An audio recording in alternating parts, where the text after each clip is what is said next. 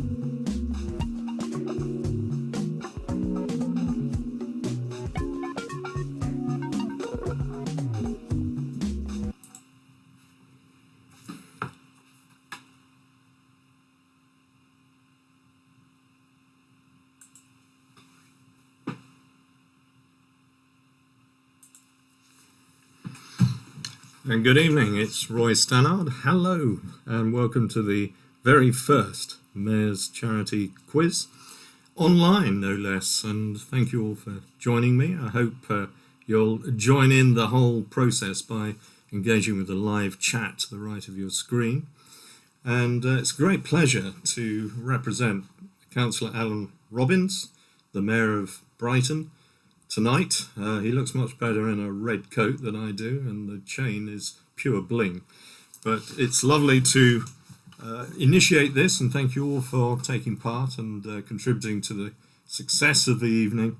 And the money, of course, will go to the 5 charities that you can see on the bottom left of your screen. And they are Leo House, Together Co, and Off the Fence, which I represent, and Brighton Fringe, and the Sussex Heart Charity.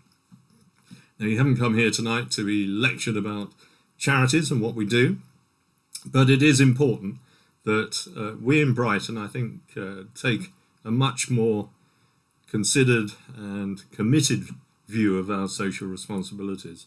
And that is always a great thing to see, and it's a distinctive feature of our city.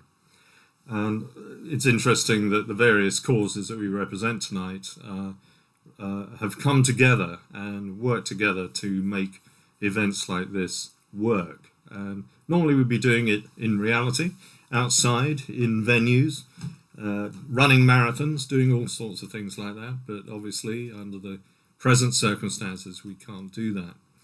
But it is a delight tonight to have you involved, have you along, and please use the live chat stream on the right hand side. Just let me know that you're there, and a bit of banter and comment on the way through will be very much appreciated. Thank you. What we're going to do tonight is have 2 sections to the quiz, 2 halves.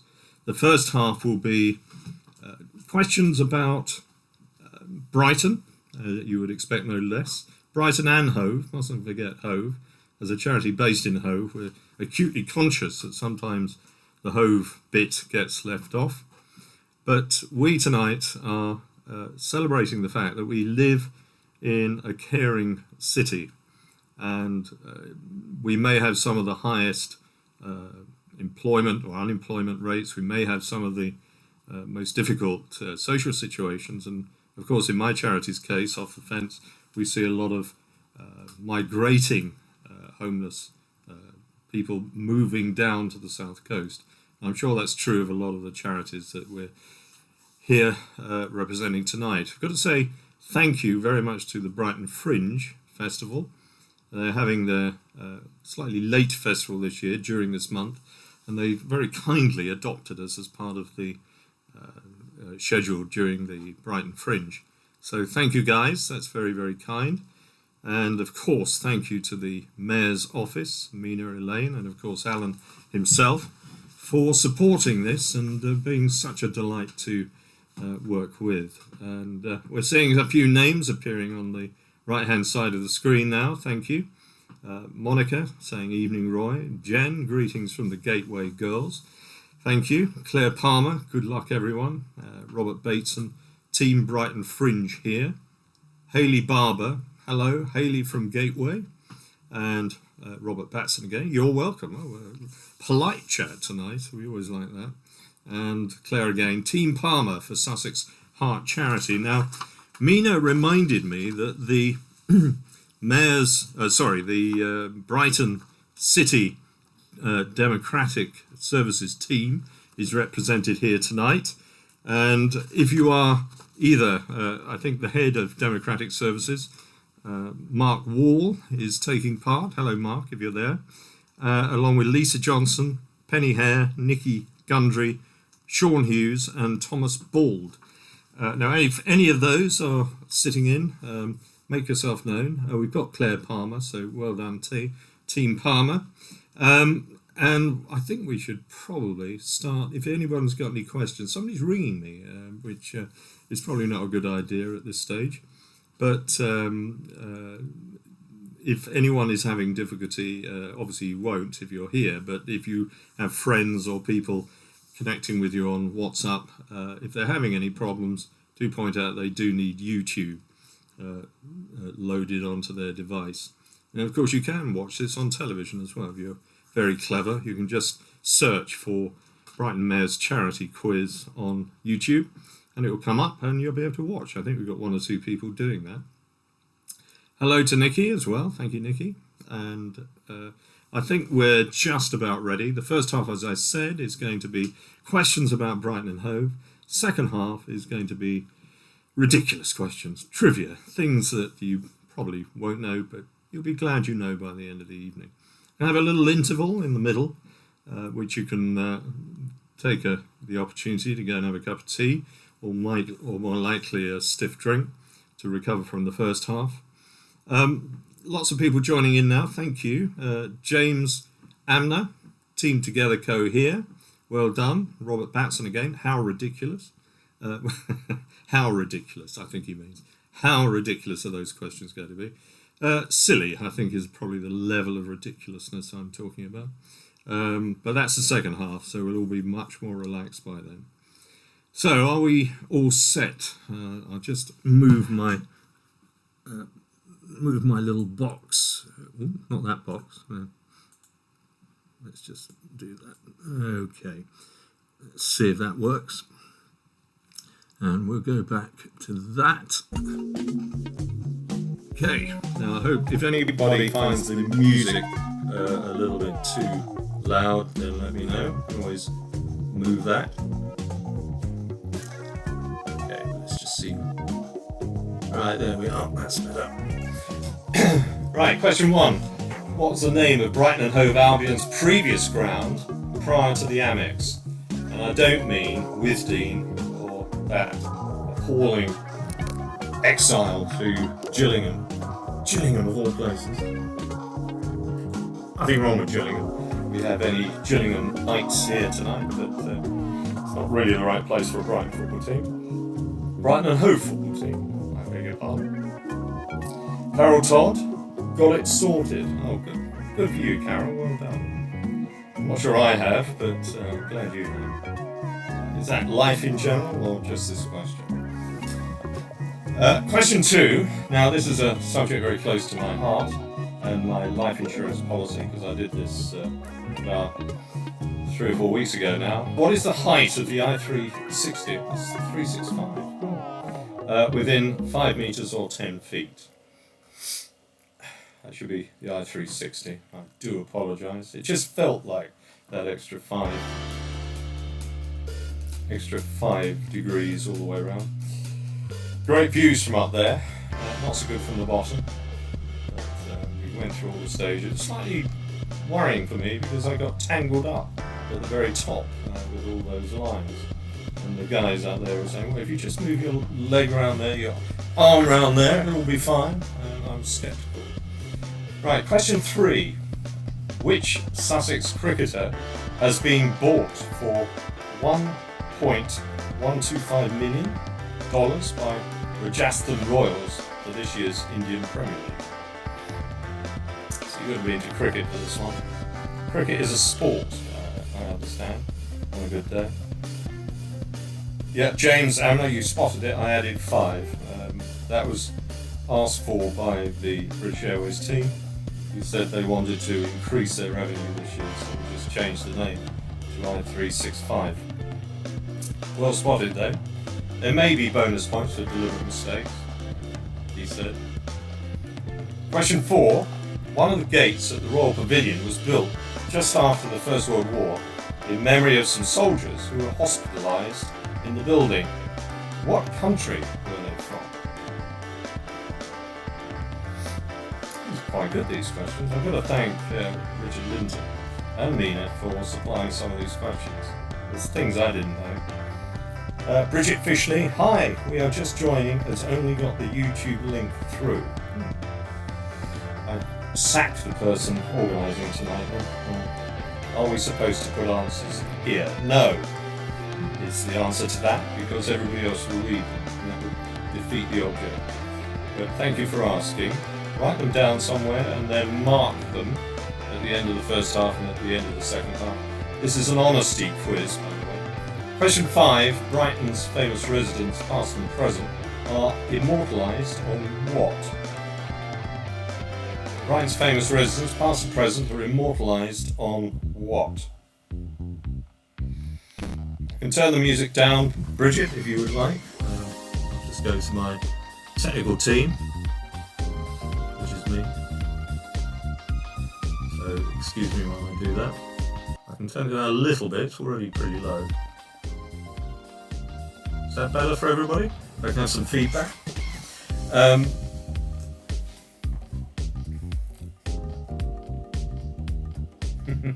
Robert Batson says it's giving the Fringe team anxiety. Okay, it's down now. No anxiety.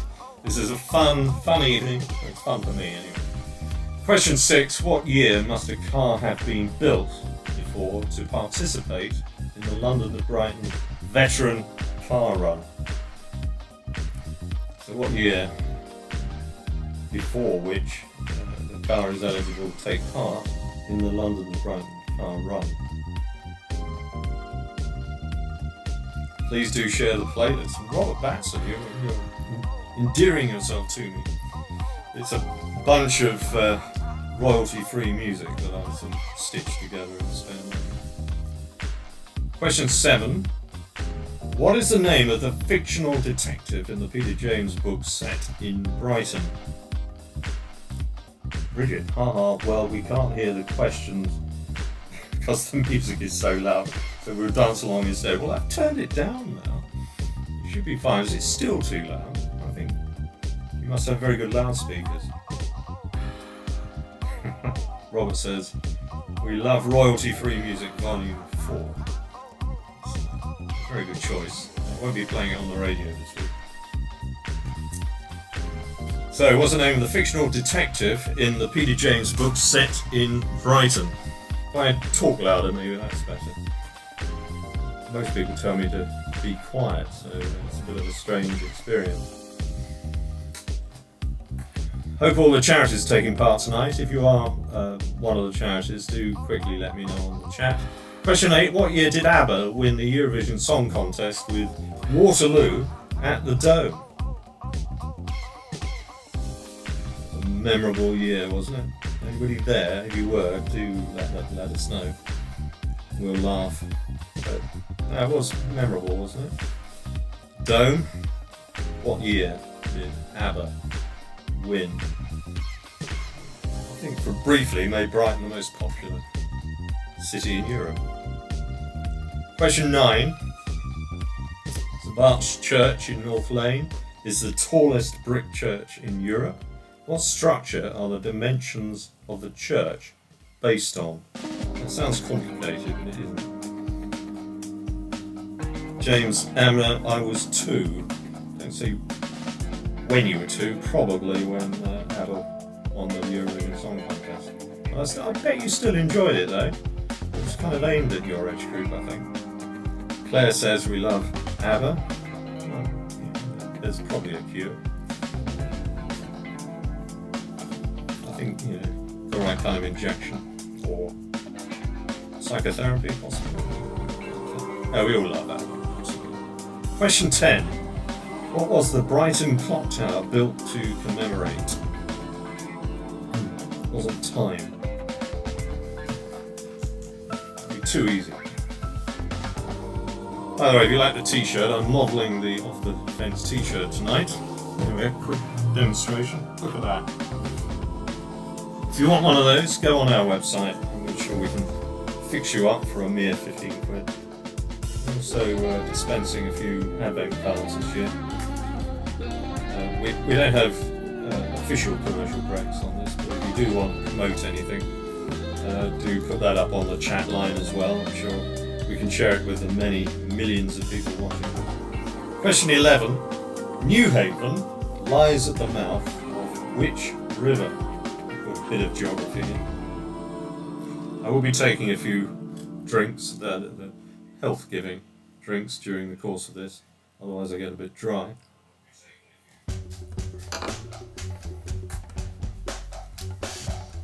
So how are we doing so far? Everybody?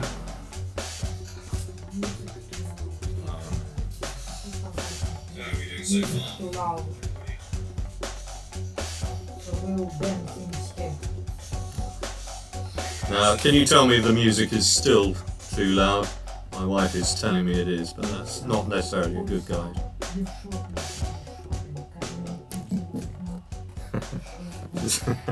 So, I do apologise to my wife, she's pushing the screen down.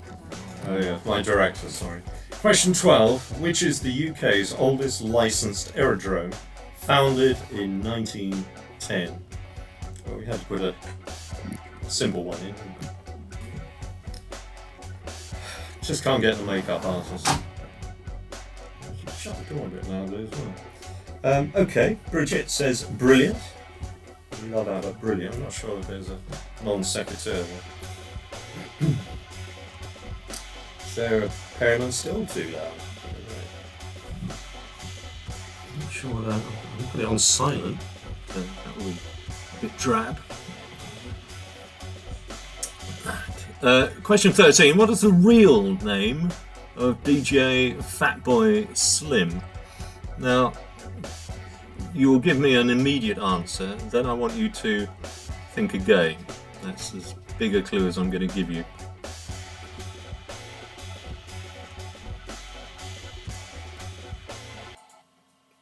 Right, I've turned the music off for the moment. Anybody who really misses the music, do let me know. But some people were saying it was too loud. My co-workers, okay. Thanks, Robert, for that. Tom Bald, bonjour, from Democratic Services. We got a big build-up earlier. Question 14. What food items are targeted by archers in the annual clout at Bodiam Castle? Monica says, I think I'm doing better than on your music quizzes. Well, that's not difficult, Monica, I have to say. Why is Tom talking in French? Is that because we're all anti-Brexiteers or not? Possibly. Question 14. What food items are targeted by archers in the annual clout, that's not a misprint, clout, at Bodiam Castle? Perhaps that's where the word clout came from. Hope you can all hear me now. So for some people that would be a bad thing, of course. Question 15. In 1999, which lighthouse was moved 17 metres inland due to coastal erosion? 1999, which lighthouse was moved 17 metres inland due to coastal erosion? So global warming was happening as early as 1999. I think it's been happening for the last 2,000 years. It seems to be speeding up at the moment. Robert Batson, you have a lovely baritone. Oh, thank you. Didn't know I was singing as part of this as well. Singing costs a lot more, actually. There's another 50 quid on the bill. Question 16. Which school was founded in 1885 at Wimbledon House? Nightmare Trolling Night. Team Labour here. So, yeah, it's going to get rough from here on. I'm only joking. We love Team Labour. They're hard workers by all accounts. Okay, so which school was founded in 1885 as Wimbledon House?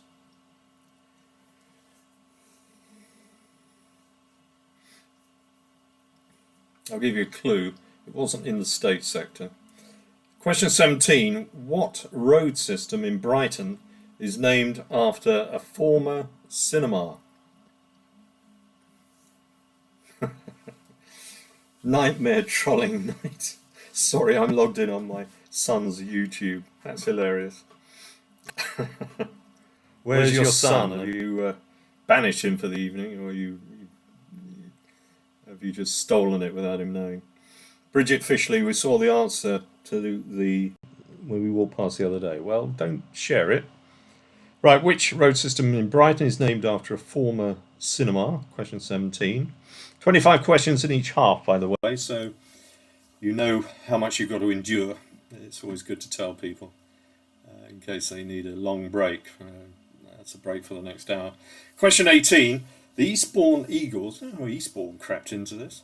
But anyway, we'll be generous. The Eastbourne Eagles participate in which sport at the Arlington Stadium? It's probably because it's an easy one. We'll give the Eastbourneites a little easy one to play with. Nightmare Trolling Night. You better give me your real name. I can't keep calling you that. It sounds a bit weird.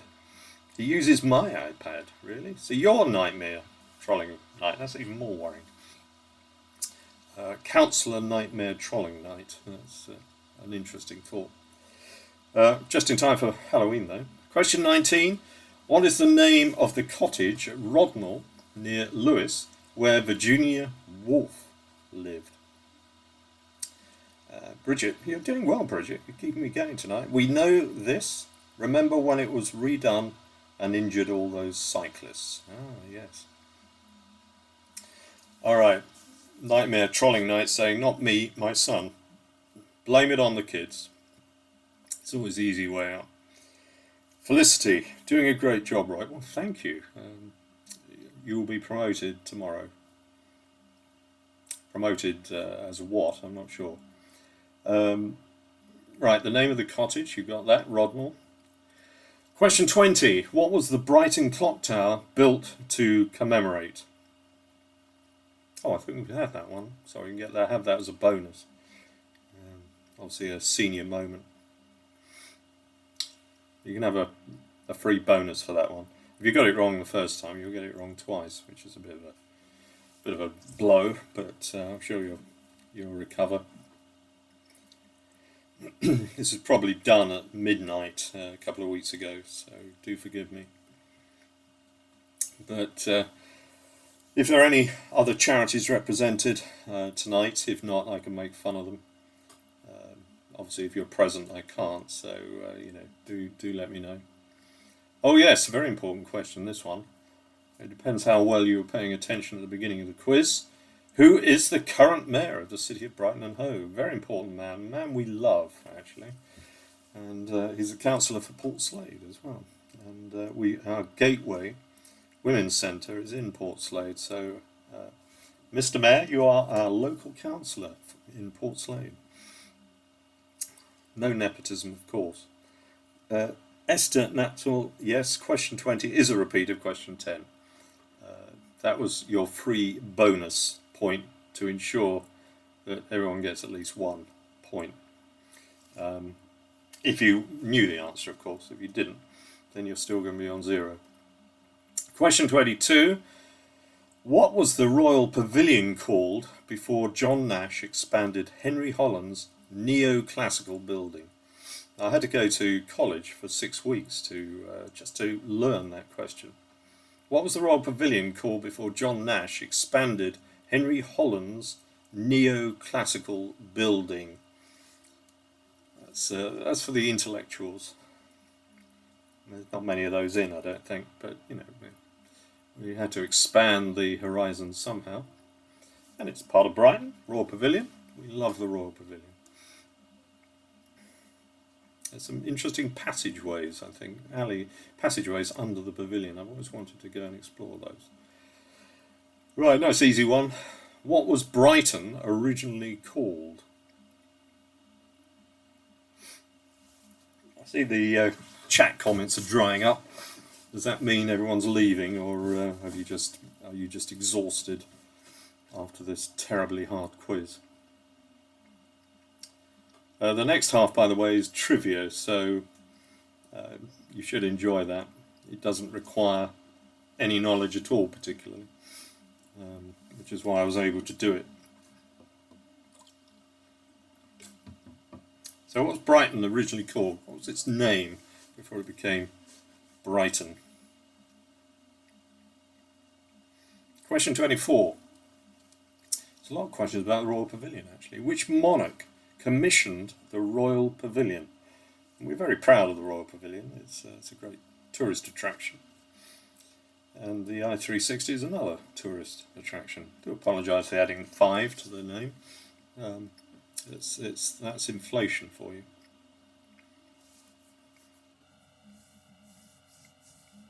Rodnell is somebody's second home. Bridget, it's your second home. Wow, obviously richer than I thought. Okay, which monarch commissioned the Royal Pavilion? I bet you can get the name, but I bet you can't get the number, some of you. And lastly, in this section, when was Brighton awarded its city status? I bet that's going to get you all going. It's when, not that long ago, but it wasn't centuries ago, obviously.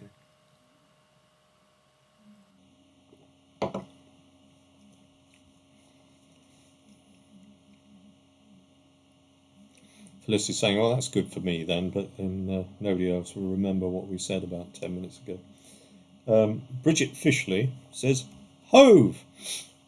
Well, that's precise, concise, to the point. Hove. Actually. That's right. You can't say Hove without actually. Okay, 5-minute interval to relax, tot up your scores.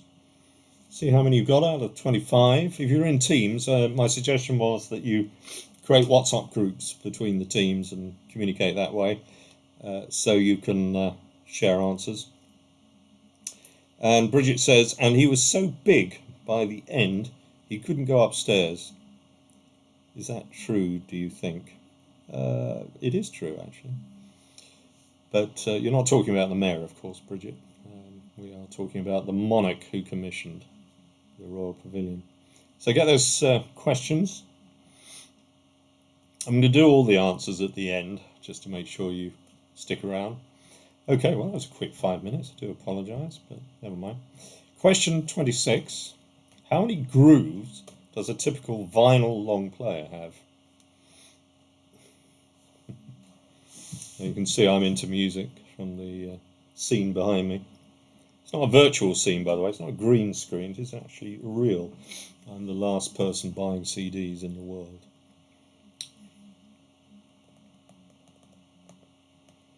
Claire Palmer just said yes. I think that's to Bridget's question about the monarch. Okay, question 26. They get silly now. How many grooves does a typical vinyl long player have?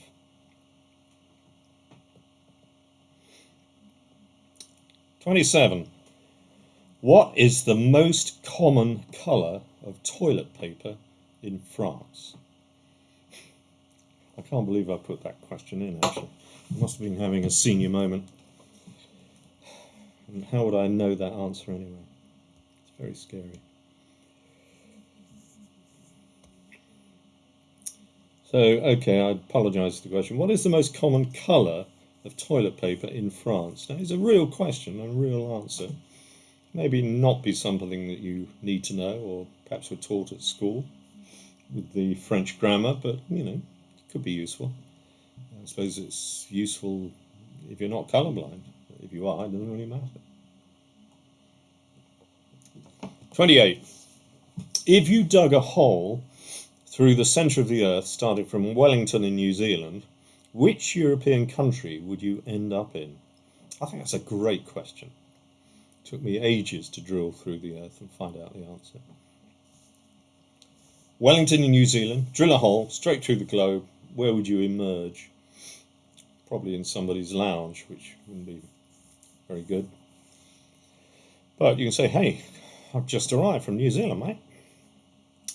Sorry to barge in, but I had to check out the answer to Roy's quiz. It says Seesaw Seawaswa. Hi. It's the longest name of the world, and then the shortest comment. Hi. Question 29. Henry VIII introduced which tax in England in 1535? Now, I know some of you might remember this. I certainly do. It was a shock at the time. It was a bit like Maggie Thatcher and poll tax. Richard Lintop missed the first two questions because we couldn't get in. Well, yeah, we don't allow any old person in. The hobbledehoys, you know, we try and keep out. So apologies for that, Richard. I may just run through the questions very quickly at the end, just to give people the opportunity, if you did miss any questions, and then perhaps give you a couple of minutes to fill those in. Question 30. What is the correct term for a question mark immediately followed by an exclamation mark. So I think all the English teachers out there, of which we've got hundreds in tonight, of course. So a question mark and an exclamation mark combined, what's it called? Again, very useful information, particularly when you're teaching foreign students, TEFL or something like that. They will look up to you like a god, like a legend if you give them that sort of information.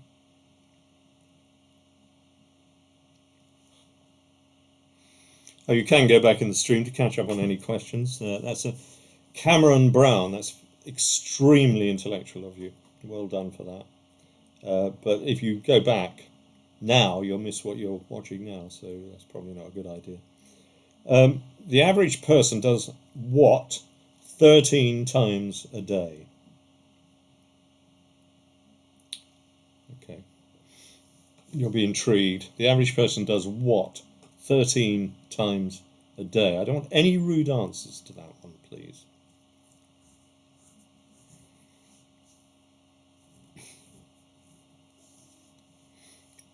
The comments are getting so cryptic now that I can't read them out. 32. Oh no, I was dreading this one. Coprastastaphobia is the fear of what? Coprastastaphobia is the fear of what?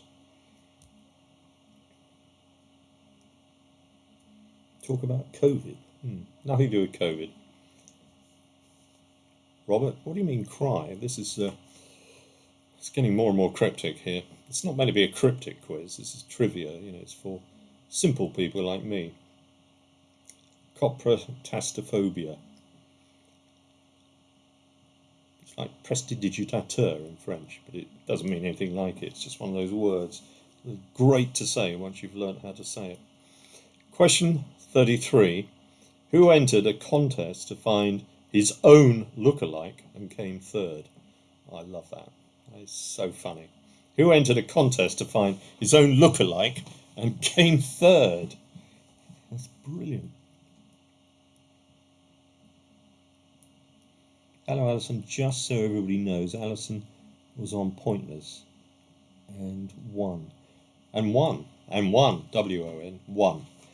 Oh, that's impressive. Alison. So we've got a professional amongst us tonight. Alison, if you don't win, it's going to be really embarrassing now. And Richard says, wash your hands. Again, cryptic. Question 34. In which country are there 6 villages called Silly, 12 called Billy, and 2 called Pratt?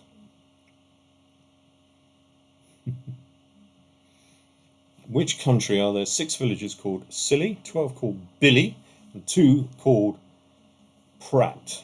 It sounds a bit like Midsummer Murders, doesn't it? Sort of the next village along or something. Got stuck in a traffic jam in Brighton, Bridget. I hope you're not in a traffic jam now, because you shouldn't be playing this. You know, it's all very well, you know, the constabulary stopping you and saying you're on a mobile phone, but on the mayor's quiz, I don't think you get a buy for that. So, well, I know Alan Robins, you can't arrest me. Question 35. The UK's Dyslexia Research Trust is based in which British city? It's trivia, but not amusing, that one, I don't think. Oh no, it is amusing. That's given you a little bit of a clue. There's a strange connection.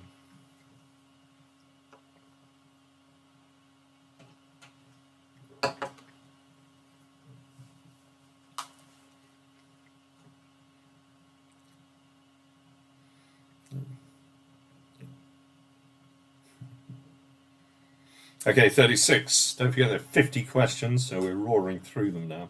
Who invented the word vomit? It wasn't Mr. Vomit. That would be too convenient, too easy. So question 36. Who invented the word vomit?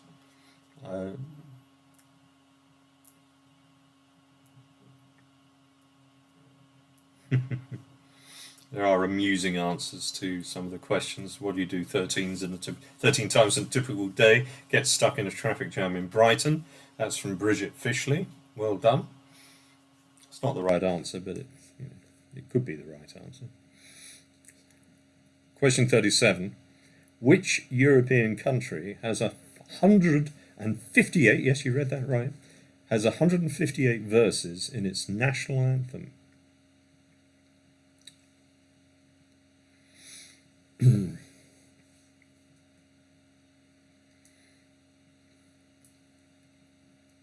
suppose, national anthem like that, you start one year and you finish the next. In fact, it's a perpetual national anthem. It just goes on forever. It's a national anthem that has lasted longer than the country is celebrating. Right, Monica says, not doing so well on this round. I'm not surprised. Don't think anyone is. They are very strange questions, but we thought we'd have a bit of fun in the second half. Which country has the most tornadoes by area? If anybody points out I've spelt tornadoes wrong, I may well have done. It's not tornadoes.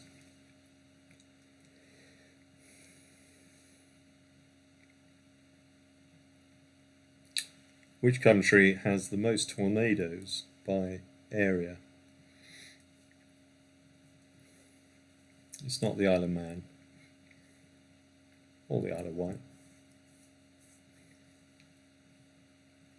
Maybe in the future, though. Climate change going the way it is. Question 39. What is the collective noun for a group of unicorns? Now, please don't point out that unicorns don't exist. That would be very upsetting for the unicorns. Bridget says, European country with 158 verses. We reckon it must be a small country. I wouldn't dare tell you at this stage. It'd be too close. Now, don't forget, at the end of this, we're going to, and we are relying on your honesty, but you're Brightonians and Hovonians, so Hovarians? So you are, by default, honest. But we need you to tot your scores up, put them on the chat, and I will pick the top two for a playoff. Okay, question 40. What is the cross between a donkey and a zebra known as? So a cross between a donkey and a zebra, apart from confused. Please don't put confused down.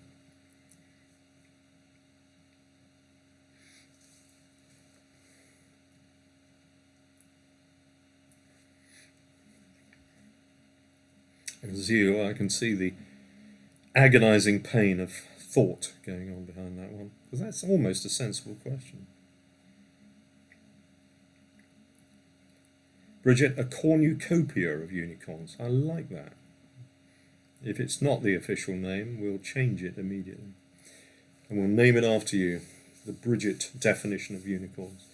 Question 41. What nickname was given to Rembrandt's The Night Watch after being over-restored in the 1940s? Over-restored. It's not a zonky, no. Could be, though. And what's the other one? Donks. Donks.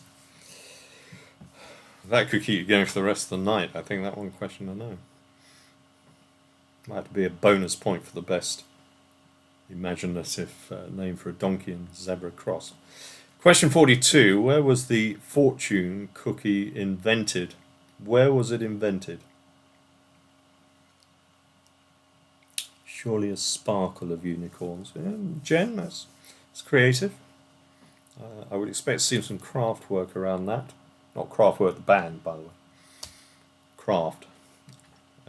Designs. I think that could be a nice theme. Sparkle of unicorns. It'll make you feel better just thinking about it.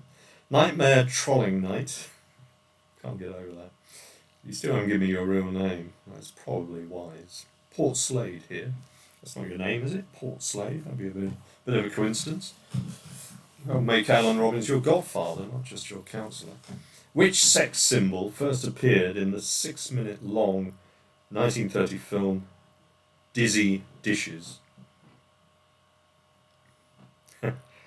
Nightmare Trolley Night Teresa. I'm not sure how to take that, whether that's true or not. Which sexist symbol, it wasn't Teresa by the way, which sex symbol first appeared in the 6 minutes long 1930s film Dizzy Dishes? Easier than it looks, that one. Wasn't Marilyn Monroe. That would be very rude.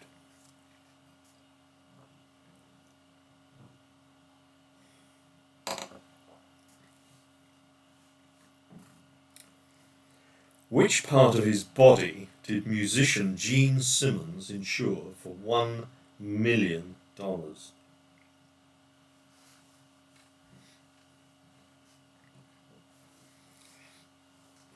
Teresa, is that your real name? Or is it just a pseudonym? Bridget, was it a hungry monk? No, is the answer. Which Alison Taylor, that's a good answer. Which part of his body did musician Gene Simmons insure for $1 million? His ego. No, but it's a great answer. I'm tempted to give you an extra point for that. It was a long question.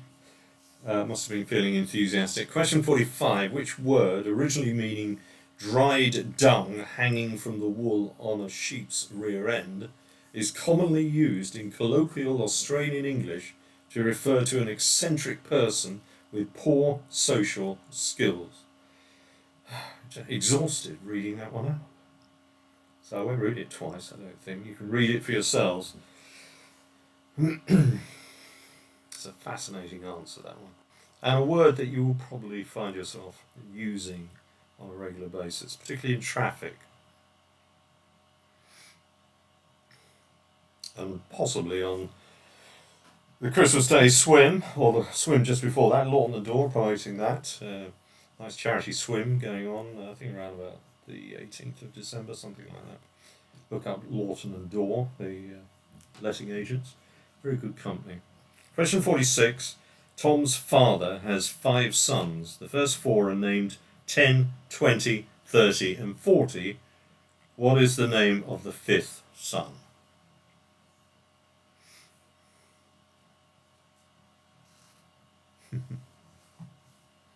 Bridget, you may be right with that, so I'm not going to read that one out. Can't remember now.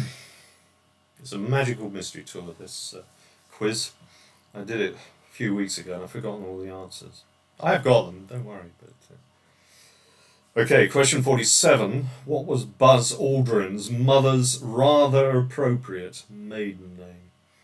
These are great. I mean, you can store these and use them in your next pub quiz. In fact, you could keep the video and reuse it. And then just cut it off at the end so that you haven't got the answers. What was Buzz Aldrin's mother's rather appropriate maiden name? We get the 5 charities we're supporting tonight. Leo House. There was an introduction to them at the very beginning. But assist very sick, life limited children. Together Co, loneliness, charity in Brighton. Off fence, homelessness, women in crisis, and school children who are undergoing difficulties. Brighton Fringe, of course, great charitable arts wholesaler, I suppose, is probably the right word. Enabling artists and creators to put on shows in Brighton. Quickly, this question: what is the most common natural object to be mistaken for a UFO? Unidentified flying object. And Sussex Heart Foundation, pretty much as the name suggests, looking after or helping people with life and heart conditions. Question 49. Which is the only day of the week that has an anagram? Which is the only day of the week that has an anagram? You're going to know what an anagram is, of course.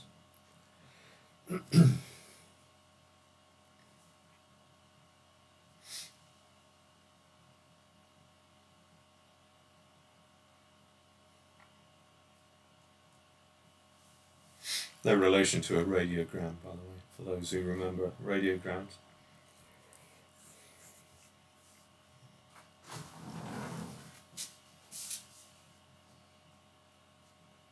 Official. Just being told that the France lockdown is official from December. No, from tomorrow today. to until 1st December. No, from tomorrow until the 1st of December. Oh, Question 50, let's get this one out. Once owned by Henry VIII, what was bought by Cecil Chubb in a southwest England auction on the 21st September 1915 for £6,600? So once owned by Henry VIII, what was bought by Cecil Chubb in a southwest England auction on the 21st September 1915? Oh.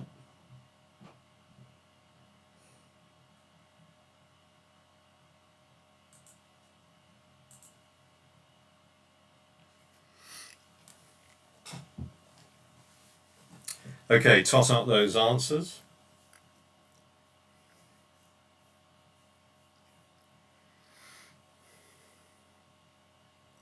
If anybody did catch that tiebreaker, erase the memory immediately, or there'll be trouble. We'll send the boys round. Off the Fence, of course, is Christian Charities, so we'll never dream of doing that. We're the nicest people in Brighton. Do go and have a look at all the charities' websites, by the way. Some great material, great information, knowledge, and it just proves how lucky we are in Brighton to have so many concerned people that take responsibility for the community and for social action. Brighton has one of the most liberal, with a small L, and concerned political class, and I think social class in the UK. Right, Bridget, yes, I did say tot up the answers. The answers, sorry, I'm being foolish. Let me go through. Are you ready? Can you just indicate on the chat? I meant, of course, tot up the answers. Once you have the answers, tot up your correct answers, of course. How do we check our scores? Well, that's a very good question, and that was a deliberate piece of tease from me to just see if anybody noticed. Pandemonium going on. We're ready. Okay, Tom Ball, well done. That's the Democratic Services team. I would expect no less. It's a bit like counting the votes on election night, isn't it? There's a sort of competition to get that done first. Sunderland usually win, don't they? Only 6 days to go to the American election. It's good. It's a good thought, isn't it? Monica's good to go. Alison, the anagram one is killing me. Well, that's probably taking it to extremes, Alison. We don't want anybody dying as part of this quiz. Our insurance doesn't cover it for a start. Jen, I'm quietly confident we won't be last. Well, that's a modest ambition. Quietly confident we won't be last. Well, the tension is mounting. I can feel it. Claire Palmer's saying yippee. So there it is. Look, there, I can feel the restlessness. I can feel the mounting tension. The excitement is growing. I can't hear anything this end, but I can just feel it. It's in the air. And I'm not even in Brighton tonight, but I can feel it. It's coming up the A23. Slowly, of course, in a traffic jam. Are we ready? Is anybody not ready for the answers? Shout if you're not, because I can give you a minute or two.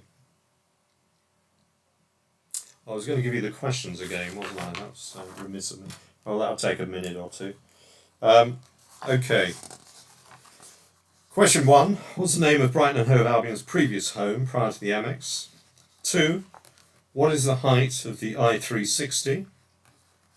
Which Sussex cricketer is being bought for $1.125 million by Rajasthan Royals for this year's Indian Premier League? One of the gates at the Royal Pavilion was built just after the First World War in memory of some soldiers who were hospitalised in the building. What country were they from? Brighton's famous residents, past and present, are immortalised on what? And 6, what year must a car have been built before to participate in the London and Brighton Veteran Car Run? What is the name of the fictional detective in the Peter James books set in Brighton? What year did ABBA win the Eurovision Song Contest with Waterloo at the Dome? One of the participants was only 2 years old at the time. That's not a big clue, though. St Bart's Church in North Lane is the tallest brick church in Europe. What structures are the dimensions of the church? What structure, singular, are the dimensions of the church based on? What was the Brighton clocktower, number 10, built to commemorate? And that appears as number 20 as well for some strange reason. I suspect sabotage. No, so that was 10. 11. Which author and poet lived in the 17th century mansion, Bateman's in Burwash? 12. Newhaven lies at the mouth of which river? 13. Which is the UK's oldest licensed aerodrome? 14. What's the real name of DJ Fatboy Slim? 5. What food items are targeted by archers in the annual clout? I love that word, clout, at Bodiam Castle. 6. In 1999, which lighthouse was moved 17 metres inland due to coastal erosion? 7. Which school was 17. Which school was founded in 1885 as Wimbledon House? What road system, 18, in Brighton is named after a former cinema? 19. The Eastbourne Eagles participate in which sport at the Arlington Stadium? 20. What is the name of the cottage at Rodnell near Lewes where Virginia Woolf lived? 20 was the repeat of the last one. 21. Who is the current mayor of the city of Brighton and Hove? Easy that one. Okay. 22. What was the Royal Pavilion called before John Nash expanded Henry Holland's neoclassical building? 23. What was Brighton originally called? 24. Which monarch commissioned the Royal Pavilion? 25. When was Brighton awarded its city status? 26. How many grooves does a typical... Oh no, sorry, that was the... Yeah, we're into the second half. 26. How many grooves does a typical vinyl long player have? 27. What is the most common colour of toilet paper in France? 28. If you dug a hole through the centre of the earth, starting from Wellington in New Zealand, which European country would you end up in? And 29. Henry VIII introduced which tax in England in 1535? It was 29. 30. What is the correct term for a question mark immediately followed by an exclamation mark? And 31. The average person does what 13 times a day? 32. Coprastastaphobia is the fear of what? 33. Who entered a contest to find his own lookalike and came third? 34. In which country are there 6 villages called Silly? 6 called Silly, 12 called Billy, and 2 called Pratt. 35. The UK's Dyslexia Research Trust is based in which British city? 36. Who invented the word vomit? That's a terrible question, that one. I do apologise. 37. Which European country has 158 verses to its national anthem? 38. Which country has the most tornadoes by area? 39. What is the collective noun for a group of unicorns? 40. What is the cross between a donkey and a zebra known as? 41. What nickname was given to Rembrandt's The Night Watch after being over-restored in the 1940s? 42. Where was the fortune cookie invented? 43. Which sex symbol first appeared in the 6 minutes long 1930 film Dizzy Dishes? 34. Which part of his body did musician Gene Simmons insure for $1 million? 35. Which word, originally meaning dry dung hanging from the wool on a sheep's rear end, is commonly used in colloquial Australian English to refer to an eccentric person with poor social skills? That's a great question. 35. Tom's father has 5 sons. The first 4 are named 10, 20, 30 and 40. What's the name of the 5th son? And 37. What was Buzz Aldrin's mother's rather appropriate maiden name? 38. What is the most common natural object to be mistaken for a UFO? And 39. Which is the only day of the week that has an anagram? And once, the last one, once owned by Henry VIII, what was bought by Cecil Chubb in a southwest England auction on the 25th of September 1915 for £6,600? Right, Richard and others who missed the very beginning, hopefully you've got all the questions now. I'm just seeing if there's any great comments I've missed while I was reading all those out. Question 11 wasn't asked before. Oh, right, let's have a look at that. What was question 11? I thought we did. Maybe we didn't. Which author, that was number 11, which author and poet lived in the 17th century mansion Bateman's in Burwash? For that, if that was true, then we have got our 50 questions without repeating one of them. So thank you for pointing that out. Bridget, we agree, Cliff. I think our team should get a bonus, don't you? No. Seesaw, sea, war, saw, war. Bridget, yes it was. What was Virginia Woolf's home in Rodmill called? Right, I have no idea what that means. I remember the question 11 about the river in Newhaven. All right, total and utter confusion now. But never mind, it's all fun. Richard says yes, thanks, and that's the main thing. Right, are we ready? Now you've got to mark your own. You've got 50 potential marks, one way or another, and I want absolute honesty, absolute credibility, no cheating whatsoever. I have installed webcams in everybody's houses to double check. Your television, if you're looking at it, is filming you at the moment. Okay, so right back to the beginning. The name of Brighton Hove Albion's previous ground was, of course, a really nice, easy one to start with, particularly for Seagulls fans, Goldstone Ground. Goldstone is fine. Okay, number 2, the height of the I-360. And I know this personally because I was lowered down from it the other week for charity. I'm not sure if that was worthwhile or not, but we did raise some money. So 162 metres or 531 feet. And you've got within 5 metres or 10 feet, I will accept. Again, utter honesty insisted upon. Which Sussex cricketer has been bought by an Indian cricket team this year? It's Jofra Archer. Jofra Archer. If you've got Jofra, I'll give you half. If you've got Archer, you can have half. One of the gates at the Royal Pavilion was built just after the First World War in memory of some soldiers who were hospitalised in the building. What country were they from? Well, there's a clue there because the last answer was Indian, and this one is India as well. So there is logic to this. There is logic. It's not just thrown together. Right. Question 5.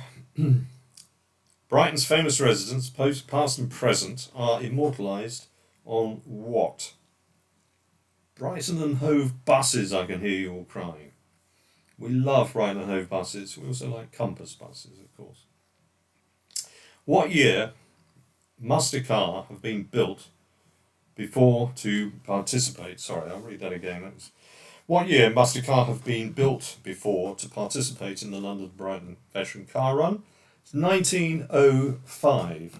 You're missing out on the T-shirt again. There you go.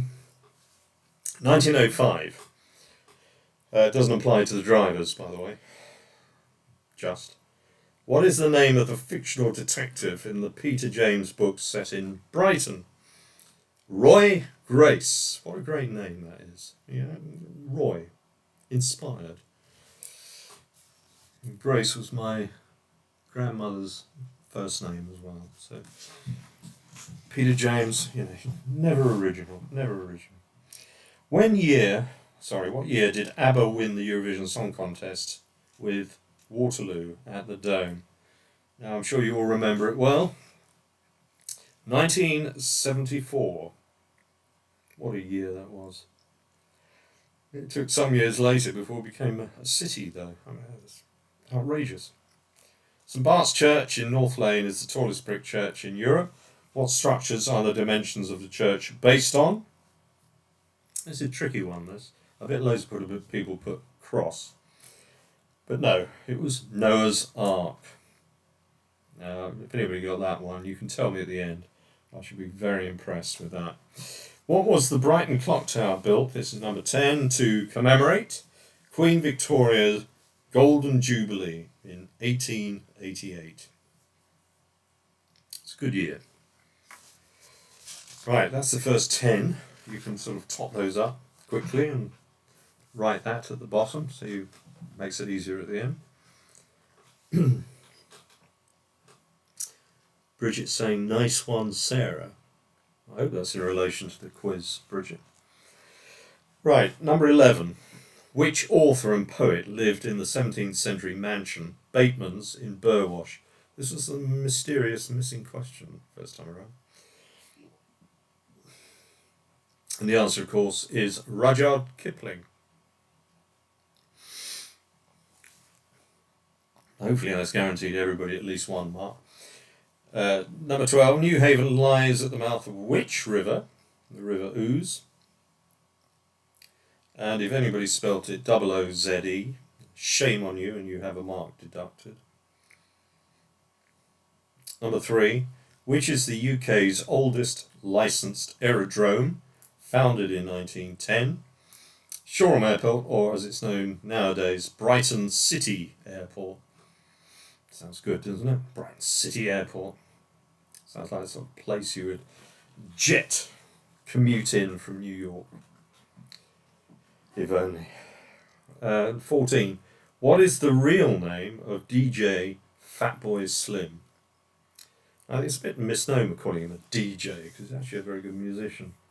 He was in the House Martins and went to Brighton Uni at the same time as I was at Sussex, so we actually knew each other quite well at that stage. And his real name is not Norman Cook. So I can hear the cries of horror going up. Born in Guildford, and his name at birth was Quinton Cook. Now, he's going to hate me for revealing that. Not many people know it.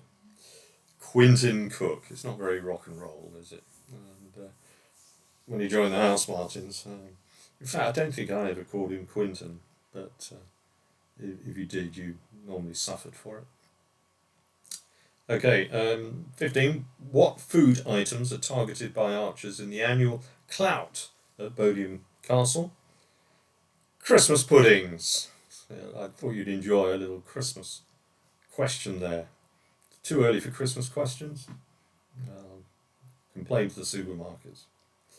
In 1999, which lighthouse was moved 17 metres inland due to coastal erosion? Belltout at Beachy Head is the answer. That's another Eastbourne-ish sort of question. It's not crept in, despite my best efforts. Clouting sounds fun, Jen says. Probably is. Especially with Christmas puddings. A lot of fun with Christmas puddings. You could play bowls with them. You could sort of hollow them out and use them for Halloween, couldn't you? Okay, which school was founded in 1885 as Wimbledon House, or number 17? And it was Rodine. We love Rodine. It's only because one of our trustees works there. We have to say that. He's probably not listening then. Right. 18. What road system in Brighton is named after a former cinema? Well, it's the Vogue Gyratory. It doesn't sound like a road system at all. Sounds like a fitness club piece of apparatus, doesn't it? Vogue Gyratory. Well, I did a good workout on the Vogue Gyratory tonight, mate. Okay, number 19. The Eastbourne Eagles participate in which sport at the Arlington Stadium? Speedway. Very easy, that one. But that was for the Eastbourne contingent. Well, I don't know if we've got any, actually. We're not doing well. Brighton Fringe. Oh, don't worry, you're probably doing much better than anybody else. The competition is not hot, I've got to be honest. What was there before the Vogue Gyratory? Well, I think it was a rowing machine, I believe. What is the name of the cottage at Rodnell near Lewes, where Virginia Woolf lived? Monk's House. Monk's House. Okay, on to the... Just top those up as well. I'll have a quick drink. Voice is giving out. My work colleagues will be cheering at that point. Okay. Right, question 21. Who is the current mayor of the city of Brighton Hove? Now, if anybody got this wrong, it will be very, very embarrassing. It'll be the worst for you. In fact, you may have to pay a forfeit of, I would say, £100, particularly if you work for the Democratic Services team. Okay, current mayor of the city of Brighton Hove is our wonderful, famous, compassionate, caring Councillor Alan Robins. Looks after Portslade on behalf of all of us, and Jen, of course, is a Portslade person. Well, I'm Giant Jen. Is banger racing the same as speedway? Yes, you can have that. We used to. No, it isn't really, but hey, you know, double your score. Not really, is it? Speedway is sort of serious, whereas banger racing, you just try and trash the car, do you? But anyway, we'll give you that. Okay, what's the... this is number 22. What was the Royal Pavilion called before John Nash expanded Henry Holland's neoclassical building? Oh yeah, this was the intellectual question for the architects and historic buildings fraternity. And it was called, rather disappointingly, the Marine Pavilion. Marine Pavilion. Not very imaginative. It's like calling a castle Big House. Okay, number 23. What was Brighton originally called? Another bit of history. This was very easy, I thought. Bridget's saying, is horse racing the same as dog racing? Don't split hairs, or even dog hairs. What was Brighton originally called? Brighthelmston. Brighthelmstone, it's spelled. I'm not checking spelling tonight, so you've got off lightly. Brighthelmstone. If you put Brighthelm, you can have half. If you put stone, you can have nothing. Which monarch commissioned the Royal Pavilion? It was George the... Can I hear you shouting back at me? 4th. George the 4th. Or if you're a Roman, you can have 1V. Jen, lol, you're right about Eastbourne Eagles. All right, I'm not sure. Already made that bad joke. Okay. Really bad joke. We don't have bad jokes in this quiz. Right, number 25. When was Brighton awarded its city status? I'd expect all of you to know this. I will be checking as well. You're going to have to hand your papers in at the end. Right, so it was 2000. Nice and easy to remember for the future if anybody asks. He was not George IV when he did that. Richard says, look, don't cause trouble, Richard. Otherwise we'll have to banish you as one of the Mayor's Charities. We don't want rabble getting involved at this stage. George IV, which monarch? Did you notice I said monarch? So he did become George IV. So I'm not interested in what he was before that. Okay, number 26. How many grooves? Oh yes, we're into the second half now. So toss up your 25 and see how you've done on the first half. It's tough, I know. We didn't expect maths as part of the quiz, did you? But what do you expect on a quiz? You've got to do a bit of maths. Richard says accuracy is everything. But you spell accuracy with an S. That's not accurate. No, monarch, Richard. Sorry, I'm not backing down on that one. Okay, Bridgetown, I believe. Bristol something? Bristol something. No, it wasn't. Bristol's called Bristol something. Right, are we ready for the second half?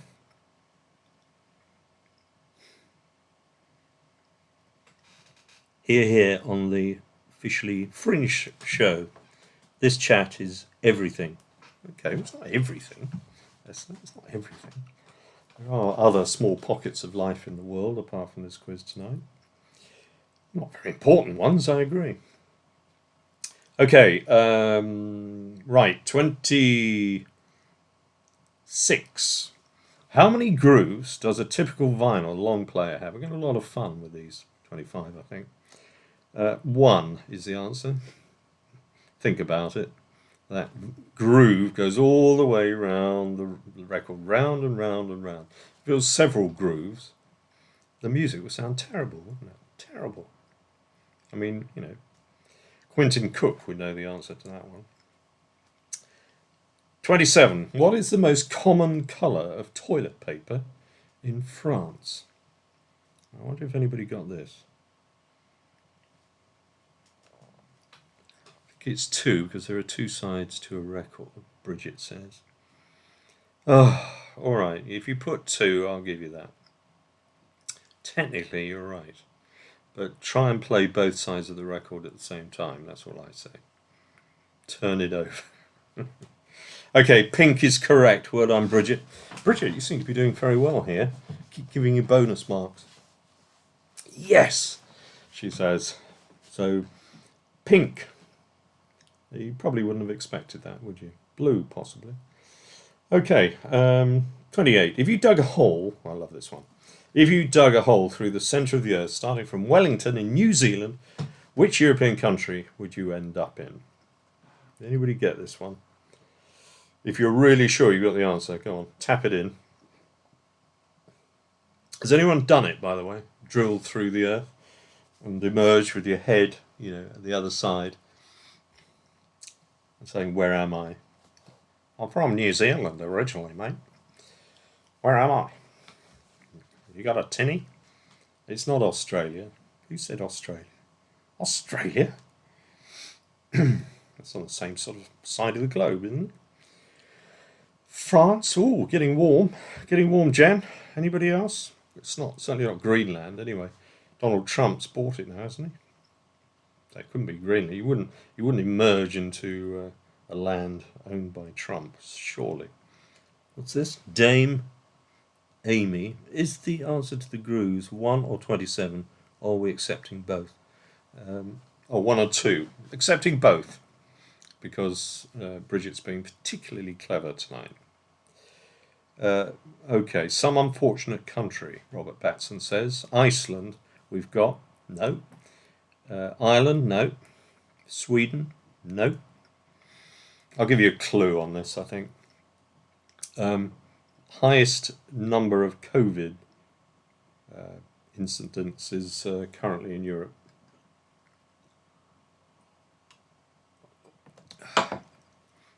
Oh, still nobody got the right answer here. This is worrying. Greenland again. Determined that it's Greenland for some reason. Bridget, yes, Spain. Correct, Spain.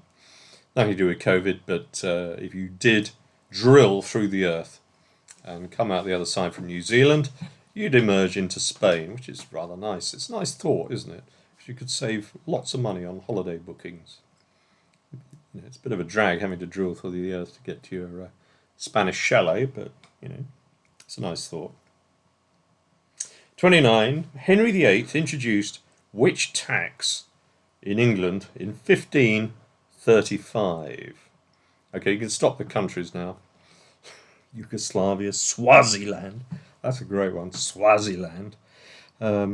Free Tibet. Oh, political answer there. Well done, Robert. Poland. We can just dwell on Persia. That's a bit controversial. Sarah? Spain, yes, we got Spain. So Spain was the answer. We can stop the geography now. We're on to the tax that Henry VIII introduced in England in 1535, and it was, bizarrely, a beard tax. A beard tax. That would stop all those beardy weirdos wearing a beard, wouldn't it? So a very clean cut after that.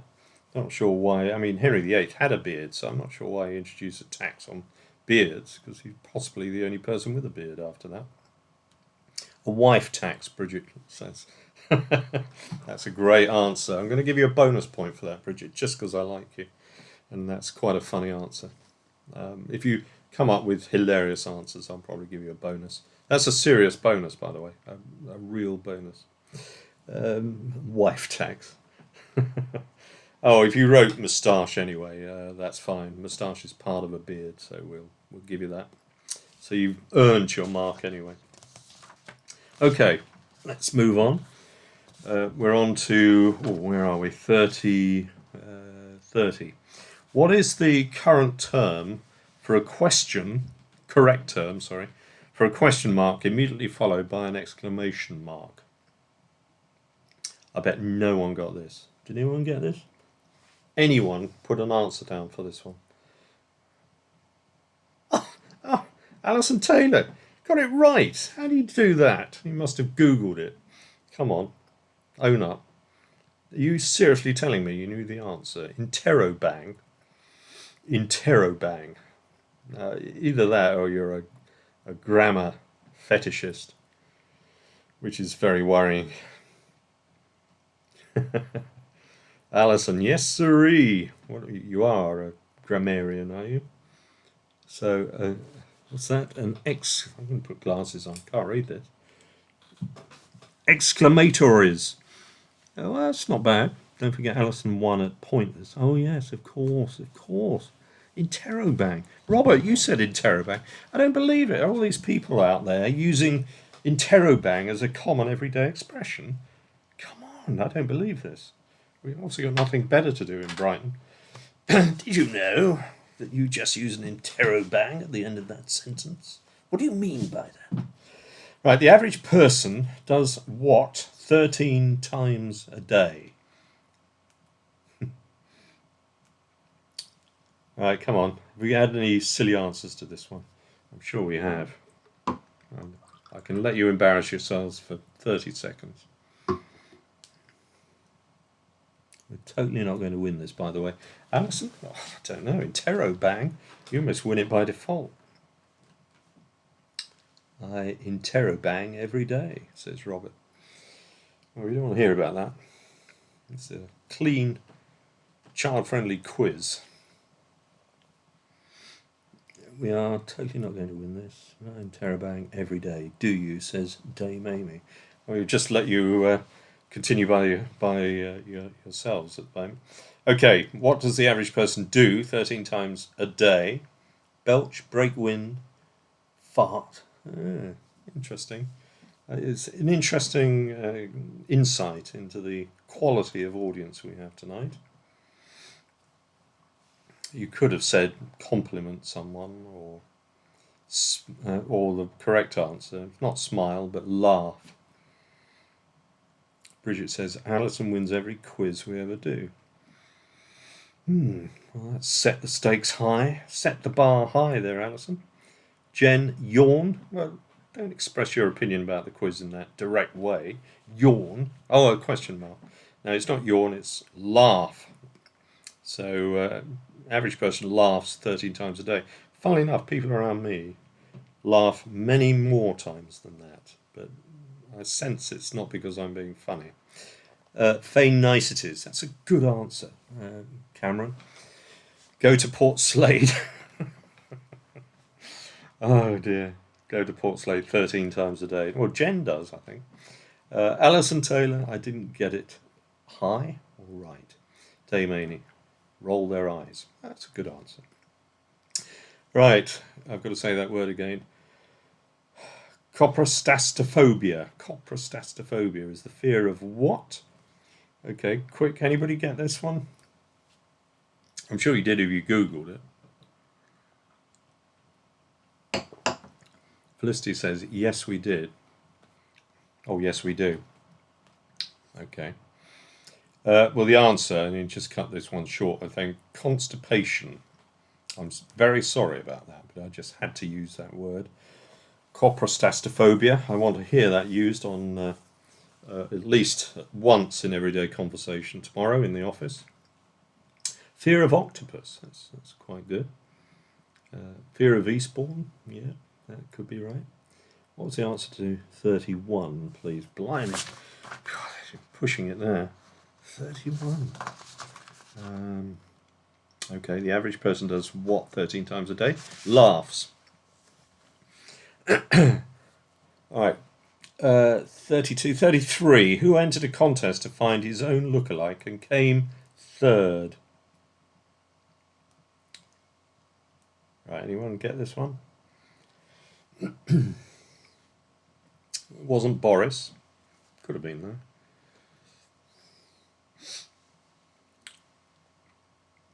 Wasn't Queen Victoria. Wasn't Alan Robins. Wasn't Bridget. Fear of quizmasters. That's good. You can deduct a point for that, Robert.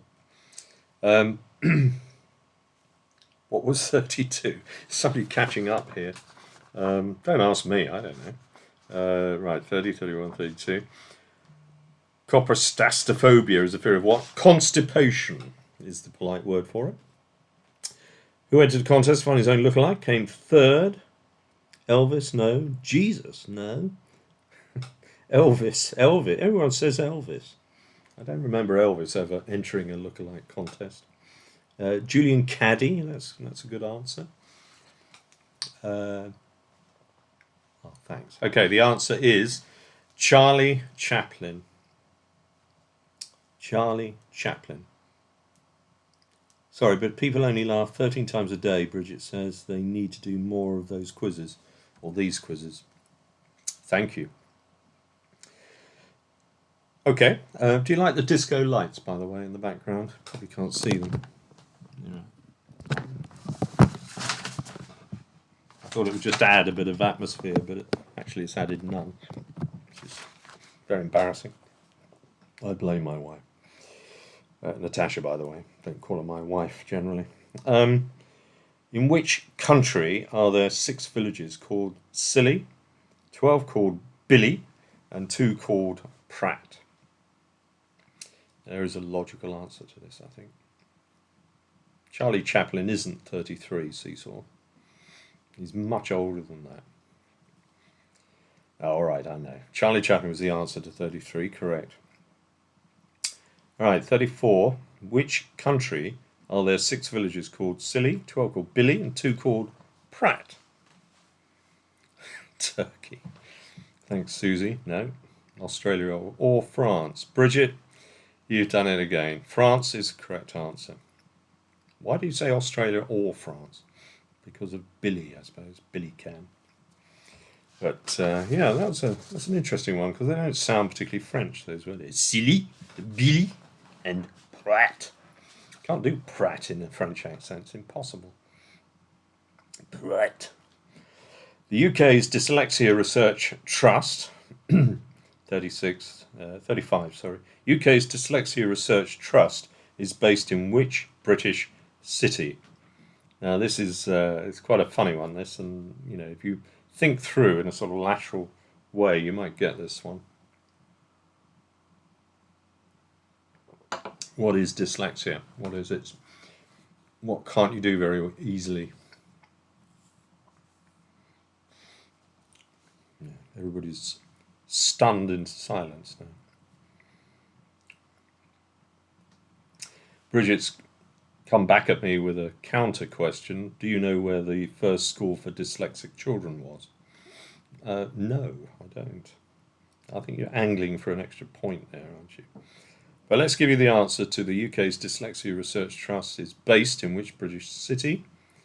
Bracknell is very close, but it's funnier than that. It's Reading, or Reading if you read it a slightly different way. If you're dyslexic, you'll read it as reading anyway, I guess. But Reading is the answer. Well done, Hayley Barber. That's great. Well done. South Wittering. South Wittering?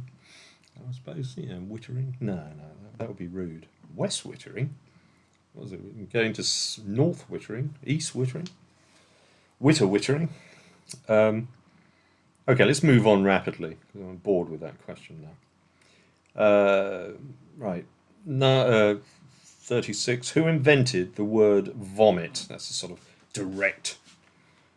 I think Reading is a city, but you can always call me wrong. But it's still Reading. You don't get a bonus point for arguing with the quizmaster. My friend Dave's house in Saltdean. Richard Burton's daughter was a student. Oh, right. Wow, that's interesting. Didn't know that. That's a question for next time, Bridget. In fact, you can do the quiz next time with a question like that. Reading isn't a city. Look, all right. Getting aggressive now. Oh, Richard says yes, it is. Well, if somebody Googles it and checks, please. And I'm not going to do that in the middle of a quiz. Wittering Heights, I like that. Well done, Aaron. Bit of humour to the rescue there. Okay, let's go back to the answers. Who invented the word vomit? This is not very useful information, but you never know. You never know. William Shakespeare, who was responsible for about half the English language, I think. Vomit. Now, don't ask me where and when and which play, because I haven't had the time to do my research on that. Okay. This is 37, which European country has 158 verses to its national anthem? Okay, wait for it. Vera O'Milt, or Mitt. Okay, we love Bridget. All hail Bridget. Vera O'Mitt. Bridget for PM. The Romans is the answer about vomit. Well, I'm going to attribute William Shakespeare, I'm afraid. Greece is correct, Hayley Barber. Well done. You're having a little late spurt there, aren't you, Hayley? I can see. Richard, vomitariums. Oh, brilliant. So we're getting into vomitariums now. It's not a word I use very often. There's a vomitarium. That's what my husband said. Okay. Reading is a large town according to Wikipedia. That's Cliff Robinson. Wasn't he a BBC broadcaster with a large forehead? Okay, which country has the most tornadoes by area? This is 38. I gave you a little clue, I think, in this one. Robert Basin. Cliff, give us more Reading facts. Let's not. It's all about Brighton tonight, so we're going to have Brighton facts. We're not really interested in Reading. Okay, which country has the most tornadoes by area? You guessed it. It's the Isle of Man. No, it's England. England. I can tell you're stunned into silence with that one. More tornadoes by area, and I think that's the key, by area. America obviously has a load more than we do, but it's by area, so we do pretty well on the tornado front. Right, 39. What? 39? Yes, 39. What is the collective noun for a group of unicorns? I know you've all been waiting for this one, especially Jen. And Jen, you're going to like the answer. You are going to like the answer. We are stunned. Maybe those tornadoes hit Reading first. Yeah, it's good.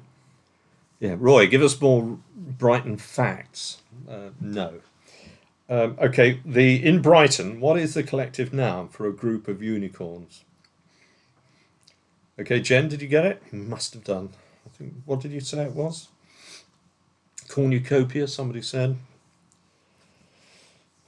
A gang? No, not a gang.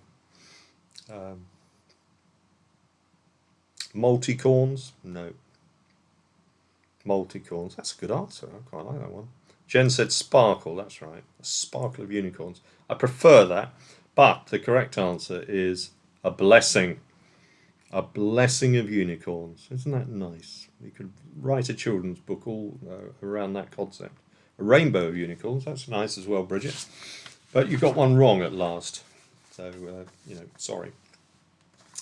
A blessing of unicorns. Oh, seesaw. What was 36 and 37? That's in a different life. Okay, 36. Who invented the word vomit? William Shakespeare. 37. Which European country has 158 verses? Greece. Which country has the most tornadoes by area? England. What is the collective noun for a group of unicorns? A blessing. Right, we're into the home straight. What's this? Polycorn. That's good. It's almost as good as multicorn. I prefer mine. Unicorn, polycorn. Yeah. Jen. That's lovely. Even if they aren't real, apparently. Jen, how could you do that? What do you mean they're not real? They're taking part in this quiz. Quietly and anonymously. Right, where are we? 40. What is the cross between a donkey and a zebra known as? A zedonk. A zedonk. Zedonk. That does sound French, but it's not. Zedonk. What nickname was given to Rembrandt's The Night Watch after being over-restored in the 1940s? Now, this is hilarious, this one. The Day Watch. I love that. Over-restored. It was Brighton too much, so they called it The Day Watch instead. 42. Where was the fortune cookie invented? I expect you all put China. Brighton's not right either, sadly. But it is the American Brighton. The American Brighton, of course, is San Francisco. They've slavishly copied our culture and lifestyle in Brighton. You know, I keep meaning to go over there. I'll probably get Alan Robins to do it, to claim copyright. Okay, so where are we? 32. 33. Which sex symbol first appeared in the 6 minutes long 1930s film Dizzy Dishes? And it was not Dombra. That's quite good. Dombra. Rob, Polycom. You just caught up with that one, Seesaw. Life is a seesaw. You know, sometimes you're up, sometimes you're down. But the answer to the sex symbol question is Betty Boop. Betty Boop. You knew that, didn't you? Yes, Bridget did. Put that in even before I read it. Well done. Okay, 44, sorry. Which part of his body did musician Gene Simmons insure for $1 million? Now, all you rock and rollers, all you music fans will know the answer straight away to this. Anybody get it?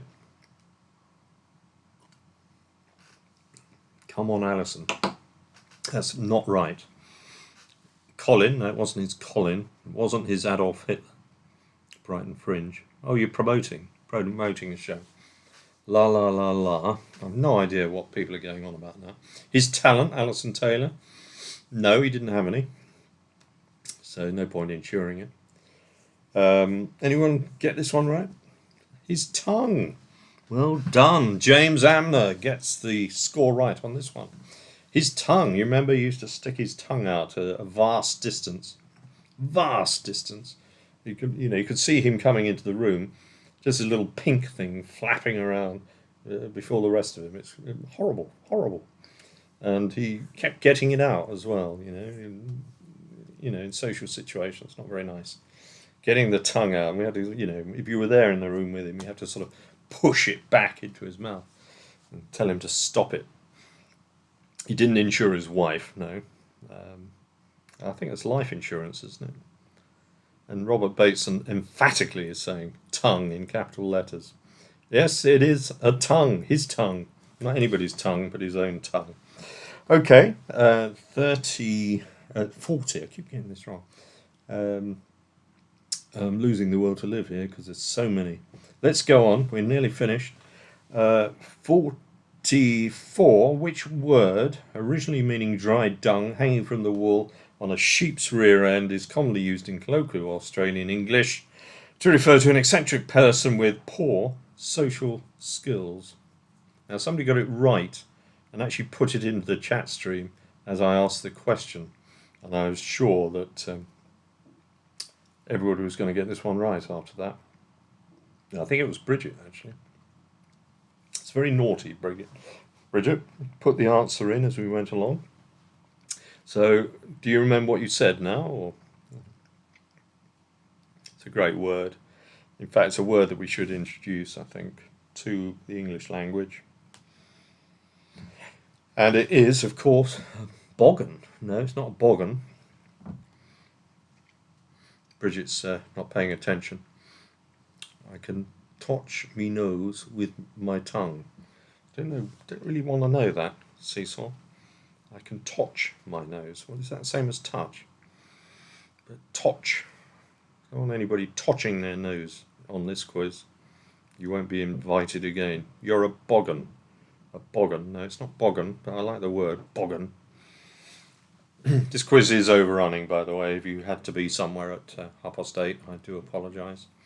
I'm just tantalising you with the tension now. I noticed some people have disappeared. They're not on the chat stream anymore. They've given up. They've given up the will to live. Okay. Anyway, that Australian word meaning dried dung hanging from the wool on a sheep's rear end is, and I'm sure somebody got this. I'm sure it was Bridget. It was dag. Dag. I've watched a lot of Neighbours. Jen says. Think I know this one. It's not boggin. It is a dag. Yeah, mate, you're a real dag. give me my tinny, you dag. Okay, so it's a whole new level of abuse I've introduced you to tonight, which I didn't intend to do. Right, 45. Tom's father has 5 sons. Tom's father has 5 sons. The first 4 are named 10, 20, 30, and 40. What's the name of the 5th son? Own up if you said 50. Anyone say 50? No, everyone's gone quiet now. They don't want to be embarrassed, do they? Tom's father has 5 sons. The clue is in that sentence. Tom's father has 5 sons. So the answer is Tom, strangely. Aaron's telling me bogan is spelled, well, bogan is how you pronounce it, not boggin. I quite like boggin though. It sounds slightly ruder than bogan. Bogan sounds quite like a superhero. Bogan! It's coming to the rescue. Bogan. Whereas boggin, it doesn't have that feel at all. It's not boggin. All right. I've never heard of the word boggin or bogan before, but I still prefer boggin. Well, I think we're a bit slow here. Tom, yeah, quite right. Tom is the answer. That was a pretty obvious trick question, that one. Okay, what was Buzz Aldrin's mother's rather appropriate maiden name? And even if you don't know that, you could probably have a guess. You going to get this one? No, we're still on Bogan. Bogan Bingo is a Fringe show. Bogan. Oh, it's a sneaky way of getting an ad in there. Ah, very clever. Well done, Esther. Bogan Bingo is Bogan. Boogan. So I'm going to have that on my mind for the rest of the evening now. Her name, James Amner. Love the answer. Her name wasn't Astronaut, but, it's a good guess. Her first name was Marion. So that doesn't tell you much, but Marion Astronaut, Marion Apollo, Marion Ground Control to Major Tom. That's a good answer. In fact, you have a bonus for that, Esther. I'm feeling generous now because we're coming towards the end. NASA that's a good answer. I like that. Marion NASA. No. Esther again. I mean, I'm not going to give you another mark, but Marion, your circuit's dead. There's something wrong. No, that's not right. Tom is not right either. Stars are not right. Is not right. But Moon is. Marion Moon is a perfect name for an astronaut's mum, isn't it? Lightyear. Esther, I like that as well. You've come up with some great answers there. I just wonder how big your answer sheet is. It's probably huge. You've given me about 10 answers for every question. Houston, yeah, that's good. But it's Moon. Okay, Marion Moon. Okay, last 3. You'll be relieved to hear. What is the most common natural object to be mistaken for a UFO? Not Houston.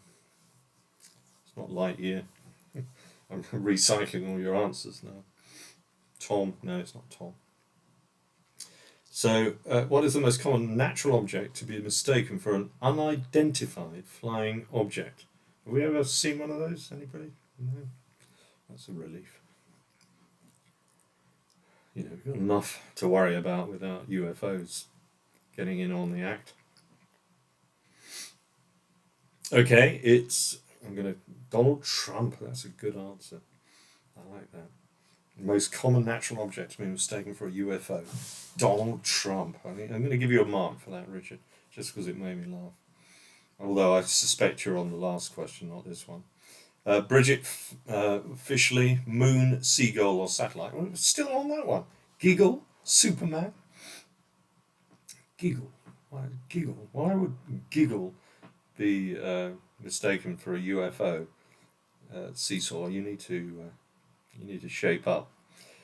Donald Trump is not natural. Good point. Very good point. I'm tempted to give you a point, Alison, but as you've won pointless or something. I'm not going to give you any artificial help. Cameron Brown, cloud. That's good, but it's not. Roy, please. I need to spend time with my children. Robert, I'm laughing, but you may be deadly serious. Okay, I'll move on. What is the most common natural object mistaken for a UFO? It's Venus. Venus, the planet, of course, which is the only day of the week that has an anagram. Anybody get that one? That's a bit tough, that one. I have to go to work tomorrow, James Anna. I think these are humorous comments. I hope so. No, but I've been abducted. Oh, this is great. I love torturing people. I don't, but Okay, Monday. Dynamo is the anagram of Monday. Dynamo. At least we're getting our money's worth. Yeah, I mean, all this entertainment for £5. It's ridiculous. If you want to make an additional contribution to the 5 Mayor's Charities, please feel free.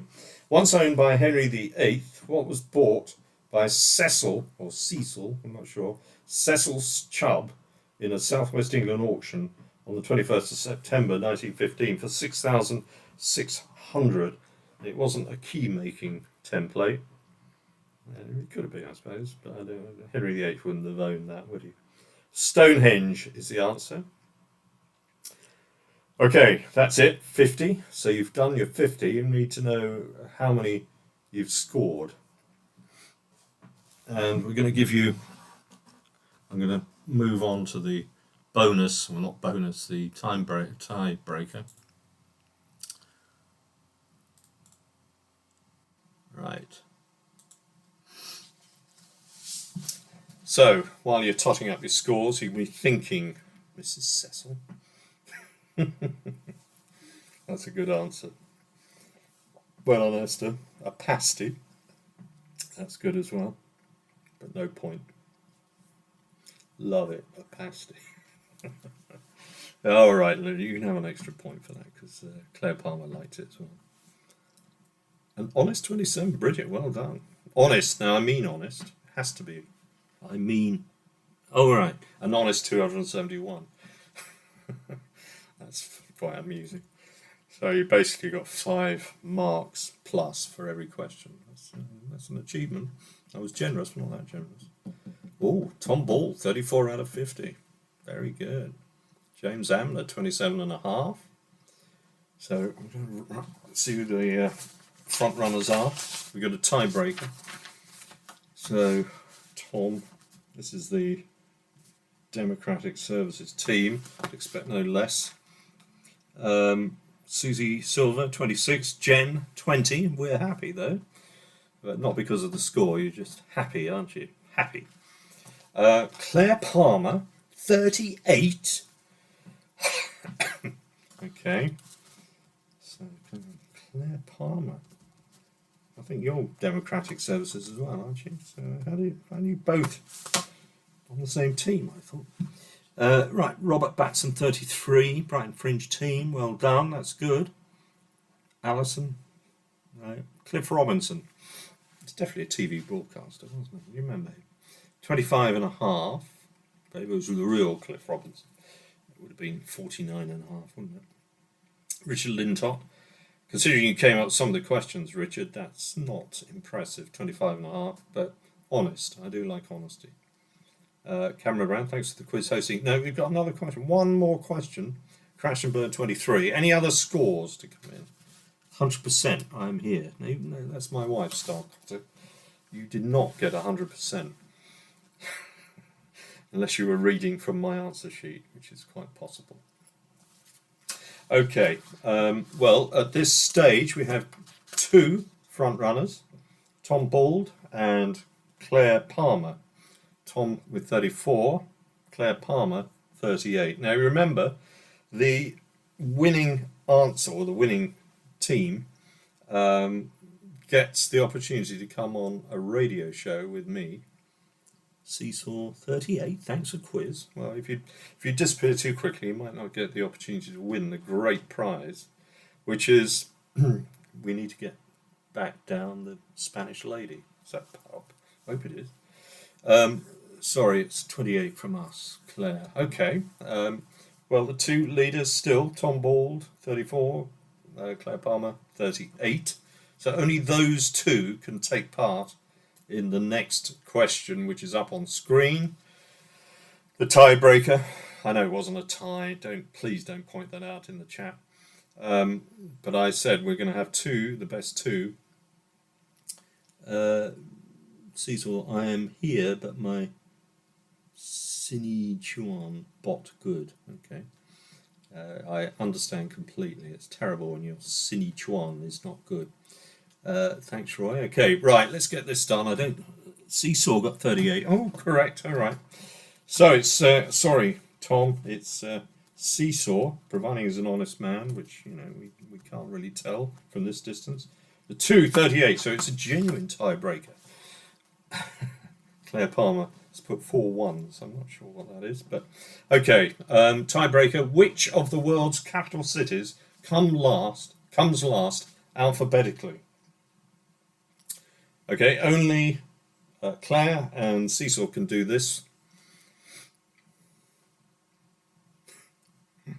Keyboard crap too. Sorry, Cecil. That's good. I like that. Connection's not good.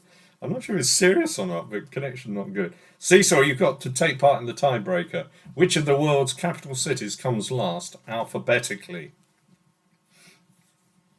I can see you all looking through. What was that about? Capital cities. Which of the world's capital cities comes last alphabetically? This is a tiebreaker. First, Claire or Seesaw of the two coming through with the right answer gets a radio show with me as the host. Now, this is it will be on Seahaven FM, which is just up the road from Brighton, not far from Saltdean, C4, Peacehaven, Newhaven. I can't get it on a Brighton radio station, they're too posh, but I can give you a show on Seahaven, and it'll be on a Thursday night. But we'll probably have to pre-record it. I'm not in the tie-break. Sorry, I got 28. Okay, Tom Bald, you're back in. Tom. Okay, Seesaw got 38. Tom Bald, 34. This is nail-bitingly. Bridget, no. Okay, I need Tom Bald and Seesaw to quickly get on the chat. Give me the right answer.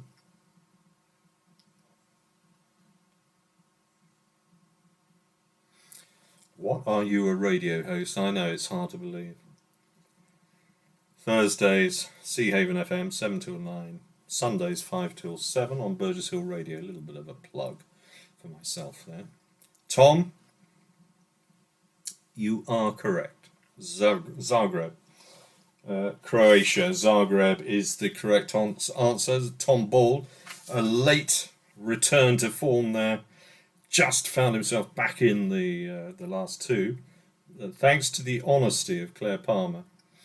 And it does mean that if Tom and Claire, because I like honesty, I think you're in the same team, if you both want to come in and do the show, or do the show remotely, we can do that via Zoom or some other magical means of getting audio.